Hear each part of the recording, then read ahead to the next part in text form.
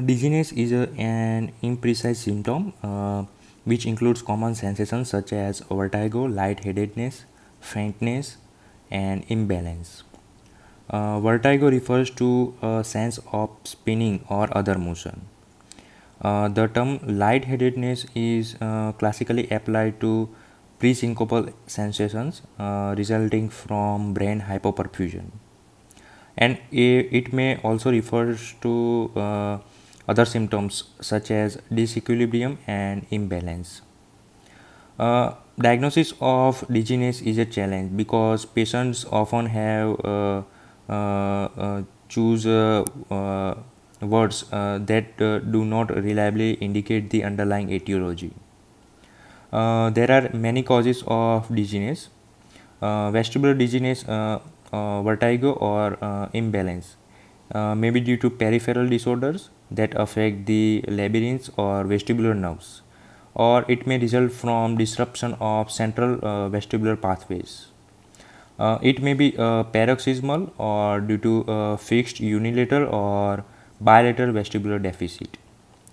Acute unilateral lesions cause vertigo due to sudden imbalance in vestibular inputs from the two labyrinths, while bilateral lesions cause imbalance and instability of vision, which is called oscillopsia, when the head moves due to loss of normal vestibular reflexes. Presyncopal dizziness occurs when cardiac dysrhythmia, orthostatic hypotension, or medication effects. Faintness and syncope always be considered when dizziness occurs with upright posture. Other causes of dizziness includes loss of proprioception from sensory neuropathy, Parkinsonism, and anxiety. When evaluating patients with dizziness, three questions should be asked. First, uh, uh, is it dangerous, such as arrhythmia, TIA, or stroke? Second, is it vestibular? And third, if vestibular, then is it peripheral or central? History of patient presents with dizziness should focus on whether this is the first attack, duration of these, and any prior episodes, provoking factors, and accompanying symptoms. Vertigo implies basically asymmetry of vestibular inputs from the two labyrinths, while symmetric bilateral vestibular hypofunction causes imbalance but no vertigo. Common causes of brief dizziness includes BPPV and orthostatic hypotension, both of which typically are provoked by changes in head and body position. Attacks of vestibular migraine and Meniere's disease often last hours, while attacks of BPPV and orthostatic hypotension last only seconds. When episodes last a minute, then you should consider transient ischemic attacks of the posterior circulation. Unilateral hearing loss and other oral symptoms such as ear pain, pressure, fullness typically point to a peripheral cause because the auditory pathway quickly become bilateral upon entering the brainstem. Symptoms such as double vision, numbness, and limb ataxia suggest a brainstem or cerebellar lesion. Examination of patient with dizziness should focus on eye movements, vestibular function, and hearing. Peripheral eye movement disorders such as cranial neuropathies, eye muscle weakness are usually disconjugate, means different in the two eyes. You should check pursuit, the ability to follow a smoothly moving target, and saccades, the ability to look back and forth accurately between two targets. Poor pursuit or inaccurate means dysmetric saccades usually indicate central pathology, often involving the cerebellum. You should also check the alignment of the two eyes by cover test. Vertical misalignment may indicate a brainstem or cerebellar lesion. Uh, you should also look for spontaneous nystagmus, an involuntary back and forth movement of the eyes. Nystagmus is most often of the jerk type, in which a slow drift, means slow phase in one direction, alternates with a rapid saccadic movement, quick phase or fast phase in the opposite direction, that resets the position of the eyes in the orbits.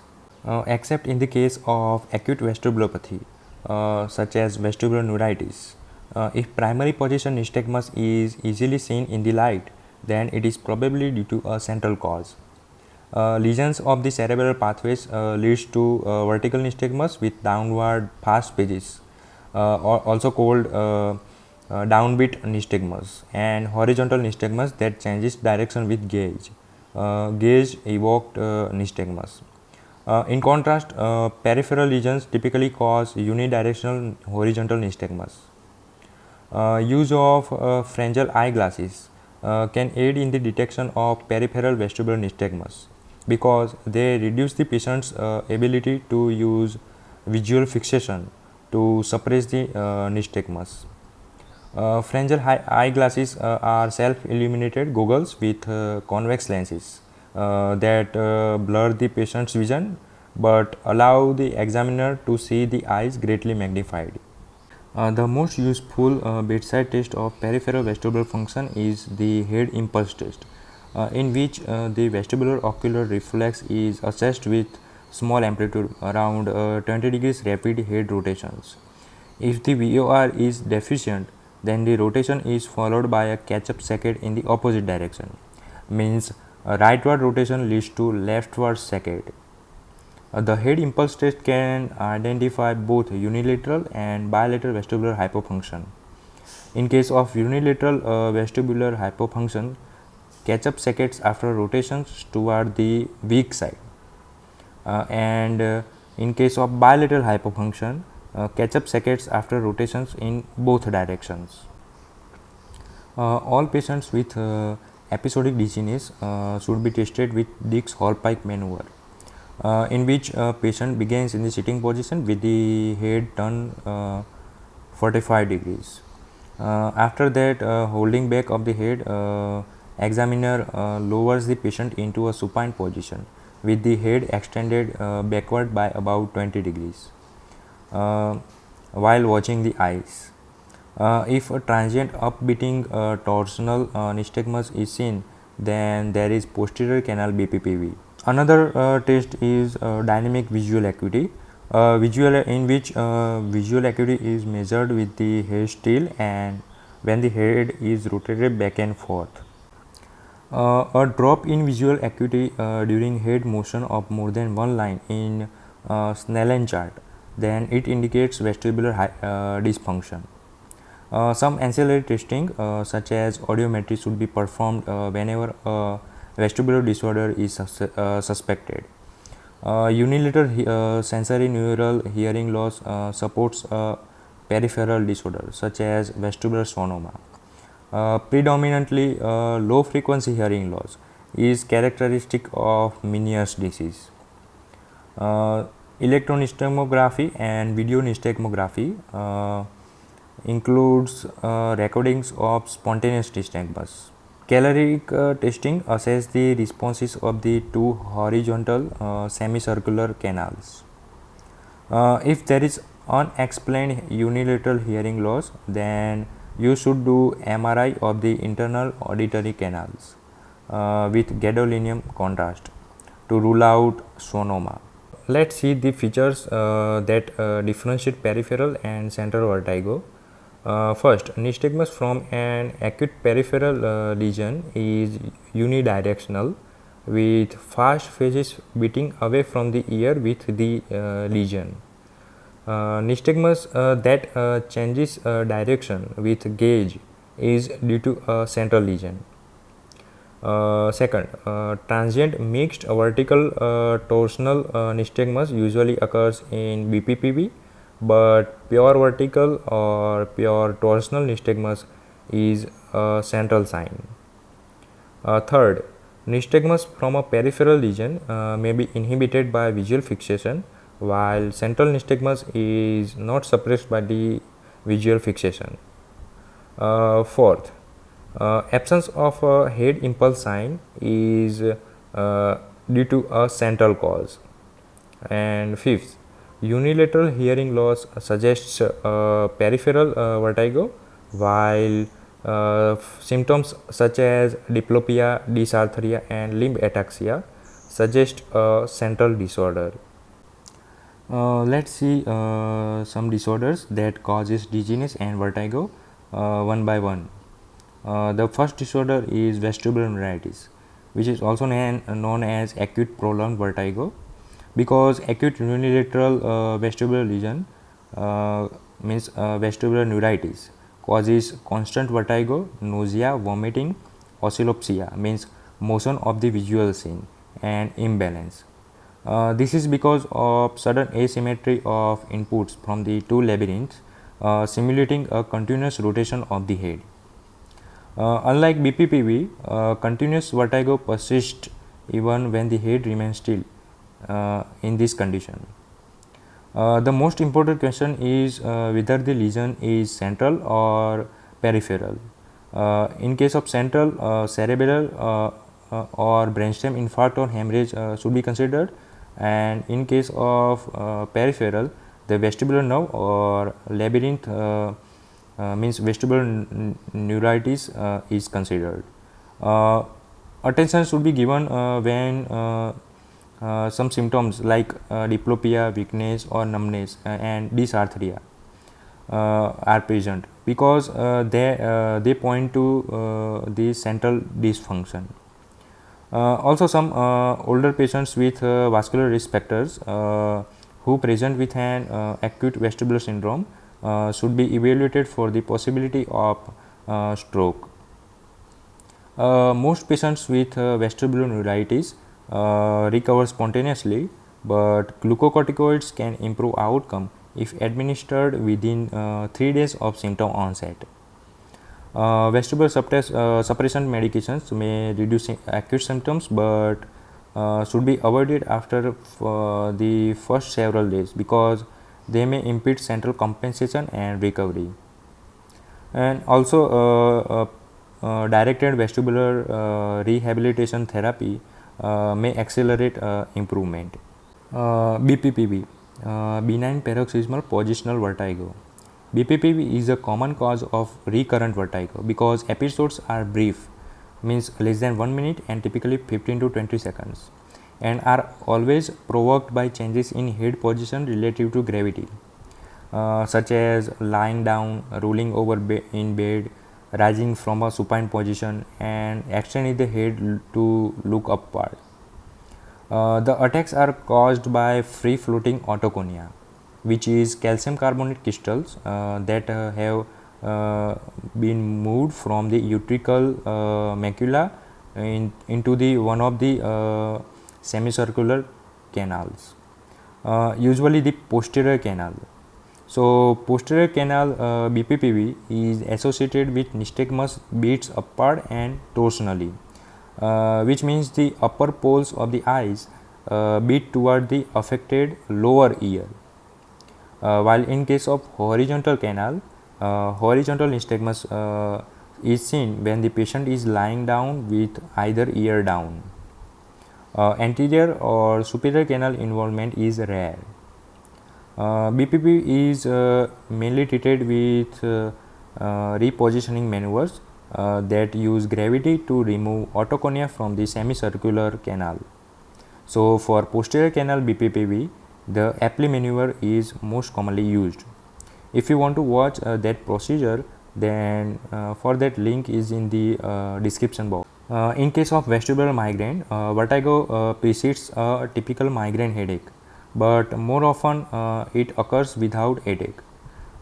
Patient usually experience a vertigo from minutes to hours, but some patients experience also more prolonged periods of disequilibrium lasting days to weeks.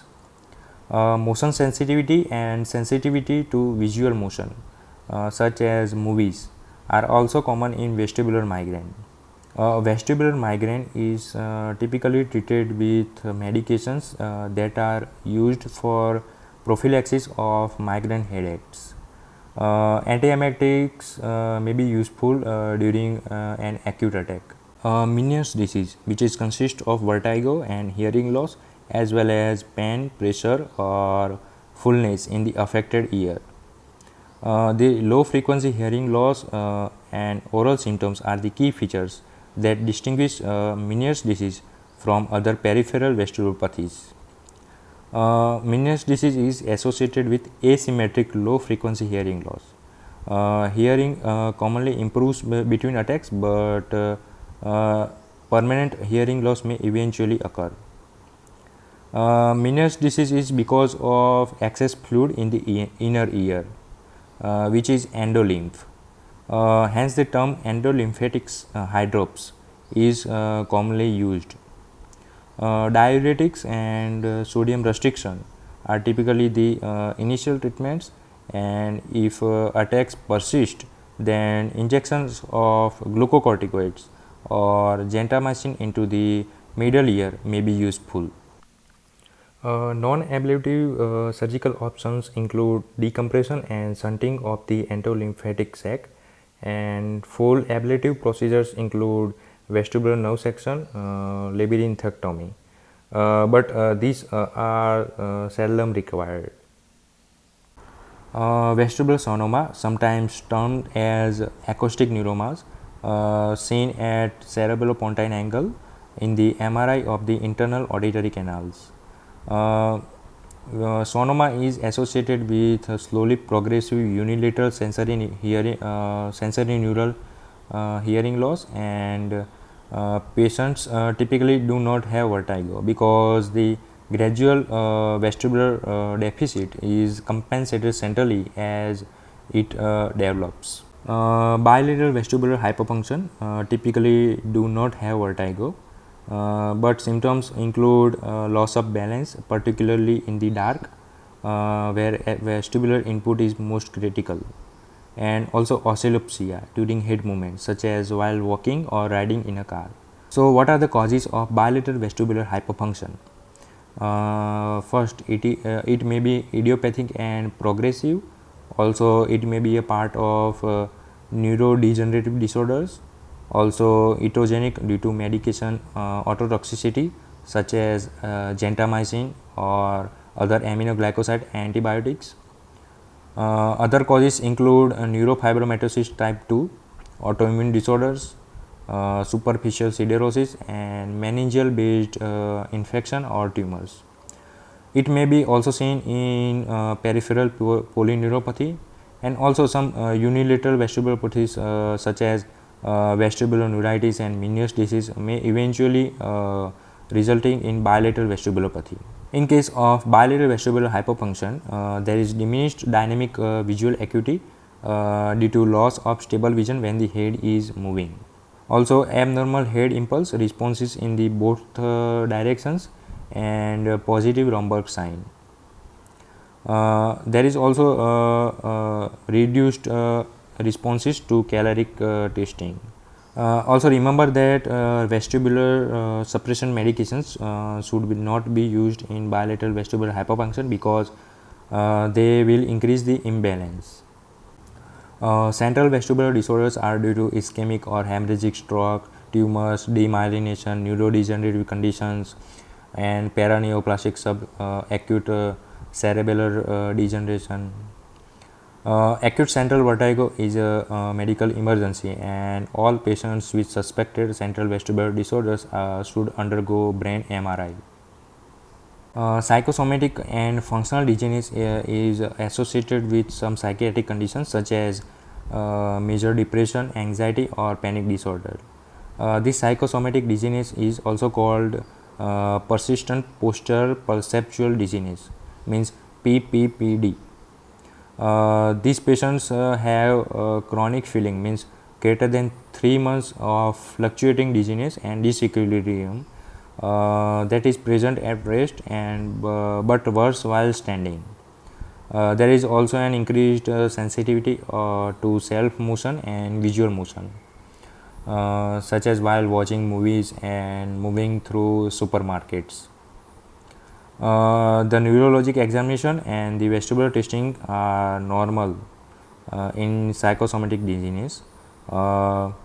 This condition should be treated with SSRI, selective serotonin reuptake inhibitors, and cognitive behavioral psychotherapy.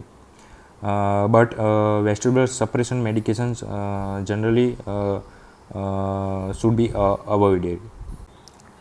Let's see treatment of vertigo. There are many agents such as antihistamines, benzodiazepines, anticholinergic, particularly scopolamine transdermal patch, which is used in motion sickness, for BPPV, repositioning maneuvers such as APLI, for Meniere's disease, diuretics and low sodium diet means 1000 milligram per day.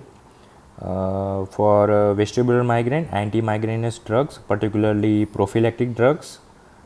For acute vestibular neuritis, start methylprednisolone within 3 days of symptom onset. While in case of persistent postural perceptual vertigo and anxiety means PPPD, use SSRI. Remember that these meds are used only during acute attacks because chronic use may hinder central compensation. Okay, that's all. If you really like this type of videos, then please hit the like button and subscribe this channel, and stay awesome.